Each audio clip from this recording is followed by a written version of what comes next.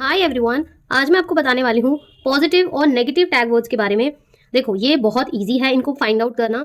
और एक बात मैं आपको बता देती हूँ भाई कि ना आप ना इसको सिर्फ पेडागोजिकल क्वेश्चंस और सीडीपी में ही अप्लाई कर सकते हो। अगर तुम इसको एसएसटी मैथ्स या उसमें अप्लाई करोगे तो थोड़ा बहुत दिक्कत आ सकती है, क्योंकि वहाँ ये सारी चीज़ें फॉलो नहीं होती है। तो प्लीज़ मेक श्योर कि तुम इसको वहाँ फॉलो मत करो, सीडीपी और पेडागोजिकल क्वेश्चन में ही अप्लाई करो। बहुत ईजी होता है इनको पहचानना। मैं तुम्हें एक एक करके बताती हूँ। मैंने ये दोनों बाइलिंगुअल लिखे हैं, बाइलिंगुअल लैंग्वेज है इसकी। जहाँ भी तुम्हें फ्लेक्सिबल दिखे वो चीज़ तुम्हारे लिए क्या हो जाएगी? पॉजिटिव। ठीक है, जहां भी तुम्हें फ्लेक्सिबल दिखे वो चीज तुम्हारे लिए क्या हो जाएगी? पॉजिटिव। लेकिन जहां पे स्टैंडर्डाइज दिखे, यानी कि मानकीकृत दिखे कि जो एग्जाम होगा वो इस तरीके से होगा, करिकुलम होगा वो स्टैंडर्डाइज्ड होगा, ये बच्चों को पढ़ाना है, तुम ये नहीं पढ़ा सकते हो, कुछ इस टाइप का, तो ये क्या हो जाएगा? नेगेटिव हो जाएगा। ठीक है, इस टाइप से तुम्हें क्वेश्चन मिलेंगे, तुम्हें क्वेश्चन को ध्यान से पढ़ना है।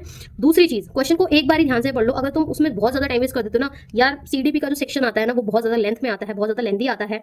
अगर तुम उसमें दोबारा उसको पढ़ोगे तो तुम्हारा टाइम वेस्ट होगा। तुम ऐसे टैग वर्ड्स ढूंढ के आंसर कर लो तो इससे तुम्हारा फायदा हो जाएगा, तुम्हारा टाइम बच जाएगा और तुम उस टाइम को अपने अदर उसमें लगा सकते। एग्जाम्पल भी दूंगी जो जो मुझसे हो पा रहा है। इसके बाद डिस्कशन। देखो, डिस्कशन बहुत अच्छी चीज होती है क्लासरूम में। तो डिस्कशन, अगर कोई भी क्वेश्चन में अगर डिस्कशन की बात हो रही होगी तो वो तुम्हारे लिए पॉजिटिव होगा। रोड और क्रैम, ठीक है, क्रैमिंग या रोट लर्निंग बहुत बेकार होती है, इससे कोई इंटेलिजेंस डेवलप नहीं होती है। ठीक है, इसके बाद है इन्वेस्टिगेशन। अगर बच्चा अन्वेषण कर रहा है तो ये बहुत अच्छी चीज है। ठीक है, उसकी क्रिएटिविटी बढ़ेगी। लेकिन ओनली यहाँ पे वर्ड हो, ओनली, कि जैसे एक मैं तुम्हें बता देती हूँ, जैसे text book is the only resource for teaching, ये गलत है। Text book one of the only है, वन ऑफ द रिसोर्सेज है, but not the only resources. इसके बाद डेमोक्रेटिव क्लासरूम। डेमोक्रेटिक क्लासरूम याद रखना, डेमोक्रेटिक बच्चा, ठीक है। और लेबलिंग, किसी बच्चे को लेबल कर देना, नामीकरण कर देना, ये बहुत गलत चीज होती है। तो लेबल नहीं करोगे। ठीक है, फिर आता है ग्रुप डिस्कशन। अगर कोई टॉपिक है, ठीक है, और टॉपिक पढ़ाना है तो उसमें देखो, जब बच्चे जो होते हैं वो खुद से सीखते हैं। ठीक है, कोई ऐसा टॉपिक है जो डिस्कशन के थ्रू ही हो रहा है तो उसमें डिस्कशन जो होगा वो पॉजिटिव हो जाएगा। लेकिन बच्चों के ग्रुप को कैपेबिलिटी के आधार पर बांटना, जैसे कि इतने आईक्यू वाले बच्चे, इतने इतने मार्क्स वाले, ग्रेडिंग इतने से इतने ग्रेड वाले बच्चों को इधर बिठा दिया, पीछे बिठा दिया, आगे बिठा दिया, इतने से इतने वाले ग्रुप को बच्चों को इतने ग्रुप में रख दिया, उस ग्रुप में रख दिया, मतलब बच्चों को कैपेबिलिटी के हिसाब से ग्रुप कर दिया तो वो गलत हो जाएगा। ठीक है, कोलैबोरेटिव लर्निंग, जिसमें बच्चे आपस में एक दूसरे के सहपाठियों के सपोर्ट में क्या करते हैं? सीखते हैं, तो ये क्या हो जाएगा? ये पॉजिटिव हो जाएगा। लेकिन हार्श या पनिशमेंट, ये सारा गलत। वैसे भी कॉर्पोरल पनिशमेंट जो होती है वो गलत ही होती है। ठीक है, इसके बाद है एनालिसिस। तो देखो, एनालिसिस, जैसे अगर आपने ब्लूम टेक्सोनॉमी पढ़ी होगी तो उसमें जो हायरार्की वो दिखाते हैं, तो एनालिसिस याद रखना कि एनालिसिस बहुत इंपॉर्टेंट है। एनालिसिस का मतलब होता है मूल्यांकन क्षमता। ठीक है, और रिमेम्बरेंस, यानी कि ये भी वही कि तुम याद कर रहे हो, तो ये भी गलत हो जाएगा। क्रिटिकल थिंकिंग, ये तो बहुत ज्यादा इंपॉर्टेंट। और पता है आपको, क्रिटिकल थिंकिंग से बहुत मोस्ट क्वेश्चंस पूछे जाते हैं। क्रिटिकल थिंकिंग में ना, जहां पे भी तुम्हारी बुद्धि खपत हो रही है ना, जहां पे भी वाई, जहां पे भी क्वेश्चन में वाई लिखा है ना, वहां क्रिटिकल थिंकिंग लगेगी। जहां पे वॉट, जहां पे फैक्चुअल क्वेश्चन है वहां क्रिटिकल थिंकिंग नहीं लगे, वहां पे तो आराम से हम बता सकते हैं ना, आंसर दे सकते हैं। जहां पर वाई का आंसर मिल रहा होगा ना, क्वेश्चन ऐसे ही आएगा। एक मैंने भी पढ़ा था कि बच्चों में क्रिटिकल थिंकिंग को बढ़ावा देने के लिए कौन कौन से जो ऑप्शन है वो सही है। तो उसमें एक लिखा था कि प्रक्रिया, हमारे चुनावी प्रक्रिया के बारे में बताओ। दूसरा क्वेश्चन था यूनिवर्सल एडल्ट फ्रेंचाइज से तुम क्या समझते हो। और तीसरा क्वेश्चन था क्या हमारे संविधान में सभी को समान अधिकार दिए गए हैं, क्यों और कैसे। तो ये जो लास्ट वाला है ना, ये हमारा क्या हो जाएगा? क्रिटिकल थिंकिंग बेस्ड हो जाएगा, क्यों और कैसे। ठीक है, फिर इसके बाद इसका ही नेगेटिव, जहाँ पे ये ड्रिल वगैरह और रेपिटेशन। एसएसटी के उसमें अगर मैं बात करूँ तो एसएसटी में जो रिकॉल वर्ड होता है ना, वो एक पॉजिटिव वर्ड होता है। लेकिन सीडीपी वगैरह में ये ड्रिलिंग, रेपिटेशन, ये गलत होता है। रेपिटेशन मतलब होता है पुनरावृत्ति। ठीक है, पुनरावृत्ति, तो सॉरी उसके लिए। ओके, लर्निंग बाय डूइंग, जो बच्चा होता है ना वो खुद से सीखता है। लर्निंग बाय डूइंग, ये तो जीन पियाजे भी कहते हैं। तो ये ध्यान रखना कि लर्निंग बाय डूइंग जहां होगा वहां पे सही होगा वो आंसर। या फिर इसको तुम बोल सकते हो हैंड्स ऑन एक्सपीरियंस। जहां पे हैंड्स ऑन एक्सपीरियंस बच्चे को मिलेगा, वो खुद से करके सीखेगा। करके परखने का मौका दो, यहाँ पे बताना नहीं है, उसको खुद को करके परखने का मौका दो, तो वो क्या हो जाएगी? अच्छा हो जाएगा। ये इसलिए सही है क्योंकि इसमें वो रिप्रोडक्शन करता है, कुछ सीखता है, कुछ जानता है, अपने नॉलेज को रिप्रोड्यूस करता है, तो इसलिए सही है। नेक्स्ट, मतलब बेसिक मुद्दा यही है कि जो भी चीज बच्चा खुद कर रहा है, यानी कि वो चाइल्ड सेंटर जो चीजें होगी ना, वो सारी चीजें पॉजिटिव हो जाएगी। और जो चाइल्ड सेंटर नहीं होगी, उसके इधर टीचर वीचर के आसपास होगी, करिकुलम के आसपास होगी, वो सारी गलत हो जाएगी। ठीक है, तो एक बेसिक चीज है, इसको तुम याद रखना। नेक्स्ट इज एरर, कंफ्यूजन या इंट्यूशन थ्योरी।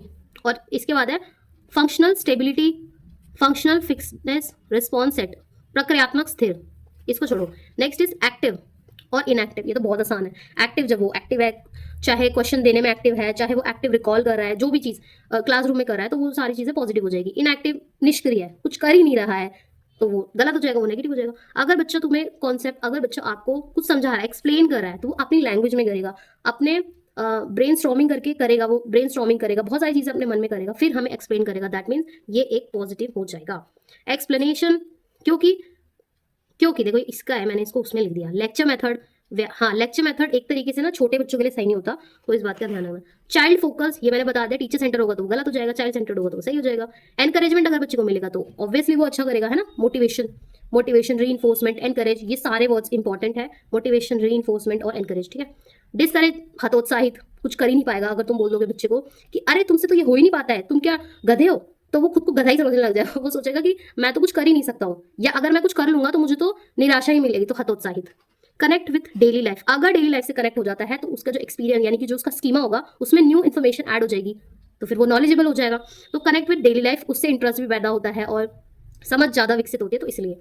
और एल्गोरिदम, कलन विधि, इसे हटाओ। सेंसिटिव, हाँ देखो सेंसिटिविटी, ये बहुत इंपॉर्टेंट है, ये भी इंपॉर्टेंट है कि बच्चे को ना जेंडर और एथनिसिटी के प्रति हमें सेंसिटिव बनाना है। टीचर खुद भी सेंसिटिव होना चाहिए अगर वो कुछ ऐसे टॉपिक्स को पढ़ा रहा है जहाँ पे हम जेंडर या एथनिसिटी की बात कर रहे हैं, तो इस काम में उसे पढ़ाना चाहिए, उसे इग्नोर नहीं करना चाहिए, पढ़ाना चाहिए, लेकिन किसी की डिग्निटी को ठेस ना पहुंचे, उस बात का उसे ध्यान रखना चाहिए। Okay, next is empathy.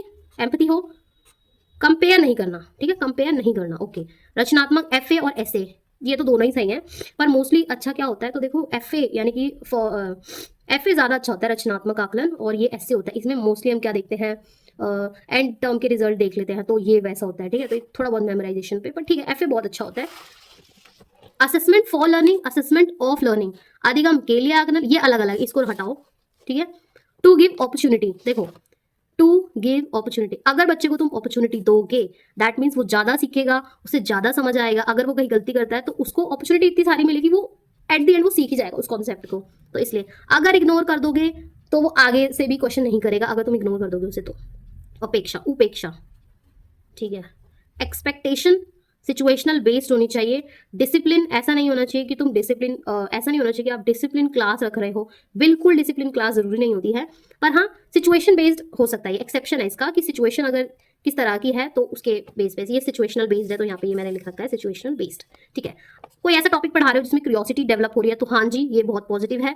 लेकिन अगर तुम कोई ऐसा टॉपिक पढ़ा रहे हो जिसमें जो आंसर जो बच्चे देंगे वो अंडर कंट्रोल है, तो नहीं, वो चीज़ गलत हो जाएगी। ब्लैंक स्टेट, ये देखो इसमें लिख रखा है ब्लैंक स्लेट होता है बच्चा, ये कहा था जॉन लॉक स्टेटमेंट है ये। उन्होंने कहा था कि बच्चा जो होता है वो ब्लैंक स्टेट होता है, तो वो जो भी कुछ उसको बड़े सिखाते हैं वो उसको अपने माइंड में बनाता रहता है, ठीक है। इंक्लूसिव क्लासरूम होना बहुत ज़रूरी है, ठीक है। प्रैक्टिकल स्किल्स होनी चाहिए बच्चे के अंदर, ना कि हाई ग्रेड एजुकेशन होना, हायर ग्रेड एजुकेशन। मल्टीलिंगुअल होना चाहिए भाई, ठीक है। ओनली वन लैंग्वेज ये नहीं होनी चाहिए। देखो अब इसमें एक टीचर के ऊपर भी है, एक बच्चे के ऊपर भी है। टीचर के लिए तो देखो ये मोस्ट इंपॉर्टेंट ये है कि जब भी तुम्हें आएगा ना डाइवर्स क्लास जो होती है, तो ध्यान रखना वो एक एसेट होता है, ना कि एक बर्डन होता है फॉर टीचर और फॉर अदर स्टूडेंट्स। वो नहीं होता है बर्डन, वो एक असेट होता है, उससे हम एक दूसरे की भाषा को सीखते हैं और कोलैबोरेशन करते हैं, ये सारी चीज़ें इसमें आ जाएगी, ठीक है। मल्टीलिंगुअलिज्म, टीचिंग साइंटिफिक टर्मिनोलॉजी हटाओ। रेलेवेंट, जो भी चीज़ सिखा रहे हो ना वो रेलेवेंट होनी चाहिए, सही होनी चाहिए, प्रामाणिक होनी चाहिए। ये नहीं कि कुछ भी रेलेवेंट चीज़ें सिखाओ, बहुत ज़्यादा बड़े लेवल पर भी नहीं सिखाओ, उसके बच्चे के मेंटल लेवल की अकॉर्डिंग हो वो, इतना, ठीक है। अब फर्स्ट क्लास के बच्चे को बहुत बड़ी लेवल का सिखा रहे हो तो वो उसके ब्रेन में फिटिंग नहीं हो पाएगा, क्योंकि अभी तो वो छोटा है ना इस टाइप का, ठीक है, गलत हो जाएगा। हाँ एक लेवल आप सिखा सकते हैं, जैसा कि हमारा स्टीफन क्रैशन ने दिया था I+1 के हिसाब से, ओके। मास्टरी ओरिएंटेड होना चाहिए या फिर परफॉर्मेंस ओरिएंटेड नहीं होना चाहिए, मास्टरी ओरिएंटेड होना चाहिए। वेट, ये शायद मैंने गलत कर दिया क्या, ठीक है। मास्टरी ओरिएंटेड होना चाहिए, परफॉर्मेंस ओरिएंटेड नहीं होना चाहिए। प्रतियोगिता, अरे positive and negative tag words.